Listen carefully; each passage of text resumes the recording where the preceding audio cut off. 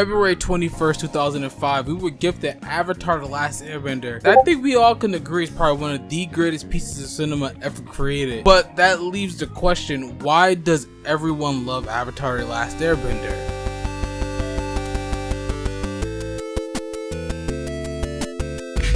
From the first moment when we meet Aang, when Sokka and Katara rescue him from the iceberg, even though Sokka didn't want to do it, he didn't want to take that chance, and I don't blame him, because if I saw a glowing body in the iceberg, I would have got my happy ass up out of there. I can't blame him.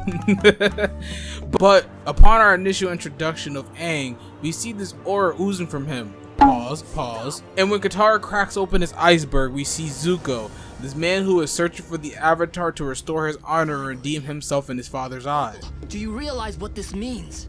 I won't get to finish my game. It means my search. It's about to come to an end. There are literal layers upon layers of story hidden behind the whimsical children cartoon. And damn, they do not make them like this anymore. But I'm gonna have to circle back to Zuko in just a little bit. After Aang and Katara go penguin sliding, we see a Fire Nation ship, and in this moment you can really start to see the tone shift and that there's really something underneath the plot that's going on off the rip. You have to let go of fear. On the ship, they set off one of the traps, which leads the Fire Nation right back to the tribe. Aang is banished from the tribe by Sokka, who labeled him as a traitor, as the tribe prepare for the upcoming attack from Zuko and the Fire Nation. They easily disposed of Sokka's goofy ass, smacked him around like he owed him some damn money, and Aang came to save the day.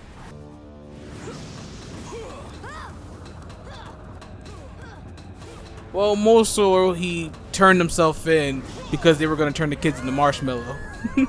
And on this boat, we get to witness the true power of the Avatar firsthand when Aang started styling on them in Avatar state. My boy had Zuko looking for his honor in the bottom of the damn ocean, smacked him up with the water. Oh man, that was a good scene. Now the whole reason I wanted to sort of recap the first episodes because I think it speaks volume to just how the pilot plays a pivotal role in the show being labeled as it is. And it's rare these days that we get a show that offers this sort of substance. Now we got Skibbity Toilet and other sorts of fucking brain rot on the YouTube Kids app. But we're not here to talk about that. He ain't lying. The ability to go from penguin sliding to just 2 episodes later, we see Aang finding Gyatso's remains in the Southern Air Temple, who was his father figure. And the amount of emotion that is seen in this scene is cinema at its finest. Hey, come on! Snap out of it! Ah! Beyond the plot, we move on to the characters and how the show is able to show growth and all the compelling arcs that come along with it. And this is when we lead me back to Prince Zuko, who arguably had one of the best redemption arcs of all time. Unlike his crazy ass sister Azula, who kinda dives deeper and deeper to a Harley Quinn-esque state by the time the finale comes around. She was strong as shit though, I can't lie, but man was she tapped. But with Zuko, whose whole main point of existing at the beginning of the show is regaining his honor after losing it in an Agni Kai against his father. Azula and Ozai were really father and daughter because both of them were out of their fucking mind. My boy Iroh could've at least asked Ozai to chill a bit. Bro bugged and turned Zuko into a walking advertisement for aloe vera. I can still hear those screams in my dreams to this day. Remember when Azula hold Zuko, mocking him? I must find the Avatar to restore my honor. Bro, her ass was crazy. And it doesn't stop there. But back to the topic at hand, Zuko went from an honor-obsessed dweeb to an essential part of Team Avatar, helping Aang with learning firebending in order to stop his dad. But it didn't happen overnight. Zuko definitely made some dumbass choices, Ba Sing Se, and that scene was art. My boy Aang Katara was boxing Zuko and Azula. They were on go. And all it took was a look from Zuko to Azula and round 1 was set up. Aang was styling on Zuko with his airbending. Bro used his clone as a linebacker. I thought he won the goddamn Heisman the way he was out there with that tackle. Azula's firebending was not a factor against Katara's water whips. She was out here octopopping Zula's ass up. It was crazy to see. But Zuko stepped in and became a factor.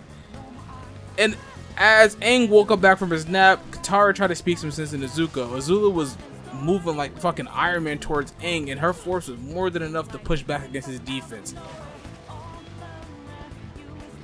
Aang realized in this moment that they were outnumbered and he had to tap into the Avatar state at this point, but Azula had other plans and she hit his ass for 200. Aang needed a revive from Katara right away. And you know what's crazy about that? Is right before this all kicked off, she was gonna use the special healing water on Zuko's face to heal that scar. And imagine if she did that. Whew, that could have hung chef's kiss for that whole entire arc. I felt for Aang. He was going through it. And the amount of motion in that arc, whew, oh man. I'm gonna have to go and start another rewatch party. But back to Zuko. Even though this was definitely a treason level offense, he was able to work through this in his dumbass choices, and it helped Team Avatar in the end. His whole redemption arc is amazing, from start to finish. Even when he had that whole vigilante storyline going on over there, my boy Zuko stepped up big, and this was the writing that Avatar gave to us on a basis. From episode 1 all the way to the end of book 3, we were given peak. Yeah, it had some lulling moments and some filler, but doesn't everything? Ultimately, the reason why people love Avatar is because we have drama, action, suspense, and it's all wrapped tightly under a coming of age story. So all ages can watch this. It's not just for the kids, and it's not just for the adults. You can watch this as a family, and you all can see it. And as you get older, you can see just how the impact of Avatar is in terms of how modern society. Another character I can go on and all about is Toph. Who doesn't love Toph? I'll take the belt back. Bro, I was glad to see her back in Legend of Korra. I can't wait for that movie. I know you guys have tapped into that. You're gonna see that. There's so much more that I can talk about when it comes to Avatar, but I just wanted to have a concise few key points to bring up and just say that Avatar The Last Airbender is one of a kind type of show. I really don't see much these days of content like this, and it's crazy. This show came out in 2005. Do you know how long ago that was?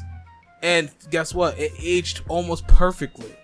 You can't say that about much media. And in my opinion, that's why a lot of people love the Avatar.